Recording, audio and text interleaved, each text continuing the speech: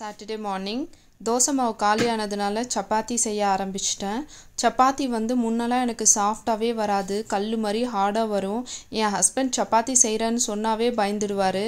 ஆனால் இப்போல்லாம் கொஞ்சம் பரவாயில்ல, நல்லா தான் வருது. நானாக ட்ரையல் எரர் மெத்தடில் கற்றுக்கிட்டது தான் இது. ஒன்றும் இல்லை, சப்பாத்தி மேக்கிங்கில் ரொம்ப முக்கியமானது மாவு பிசைகிறது.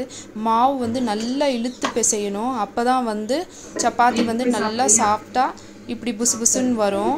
நம்ம தோசைக்கு ஊற்றுற மாதிரி இது ஊற்றின உடனே எண்ணெய் போடுறோம்ல, அந்த மாதிரி சப்பாத்திக்கு போடக்கூடாது. சப்பாத்தியை முன்னாடி பின்னாடி ஒரு 3 to 4 டைம்ஸ் திருப்பிட்டு அதுக்கப்புறம் ஃபைனலாக தான் எண்ணெய் போடணும். எண்ணெய் போட்டு ஒரு வாட்டி திருப்பி எடுத்துட்டா உங்களுக்கு சப்பாத்தி சாஃப்டாக வரும். அம்மா முளை கட்டின பச்சை பயிர் குழம்பு கொடுத்து விட்டுருந்தாங்க. அது கூட தான் நாங்கள் சப்பாத்தி வச்சு சாப்பிட்டோம் இன்னைக்கு. அப்புறம் பாப்பா உடனே கேட்டுச்சு, இது எனக்கு வேணாம், எனக்கு பீட்ரூட் பொரியல் தான் வேணும்ன்ட்டு கேட்டுட்டு இருந்தது. பட் நான் சொன்ன டேஸ்ட் பண்ணி பாரு, உனக்கு கண்டிப்பாக பிடிக்கும்னு சொல்லிட்டு. நல்ல வேலை பாருங்க, அவளுக்கு சாப்பிட்ட உடனே அது பிடிச்சிடுச்சு. எப்படியோ சாப்பிட்டுன்னு இருக்கிறா. எனக்கு யூஸ்வலி பிரேக்ஃபாஸ்ட் வெளியே உட்காந்து சாப்பிட தான் பிடிக்கும். அப்படியே கொஞ்சம் சன்லைட்டும் நம்ம மேலே படும். அதுக்கப்புறம் அந்த நேச்சரோட அந்த பிரேக்ஃபாஸ்ட் சாப்பிடும்போது ரொம்ப நல்லாயிருக்கும். நீங்களும் எப்பயாச்சும் ட்ரை பண்ணி பாருங்கள்.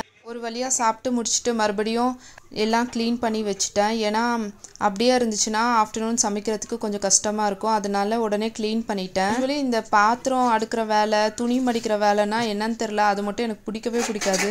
மோஸ்ட்லி அதெல்லாம் நான் என் ஹஸ்பண்ட் பக்கம் தான் தள்ளி விட்டுருவேன். அவர் தான் ஹெல்ப் பண்ணுவார். அதுக்கப்புறம் என் ஹஸ்பண்ட் ஃப்ரூட்ஸ் கொண்டு போய் வாங்கிட்டு வந்திருந்தாரு. அது எடுத்து வச்சிடலான்னு சொல்லிட்டு எடுத்து வச்சிட்டு இருந்தேன். எங்கள் வீட்டில் எப்போவுமே பனானாஸ் மட்டும் இருந்துகிட்டே இருக்கணும். ஏன்னா பாப்பா கொஞ்சம் சாப்பிட்லனா கூட பனானா வச்சு அட்ஜஸ்ட் பண்ணிடலாம். அதனால பனானா சாப்பிட்டா ரொம்ப நல்லது. ஸோ டெய்லி ஒரு பனானா எல்லாருமே டயட்டில் இன்க்ளூட் பண்ண ட்ரை பண்ணுங்கள்.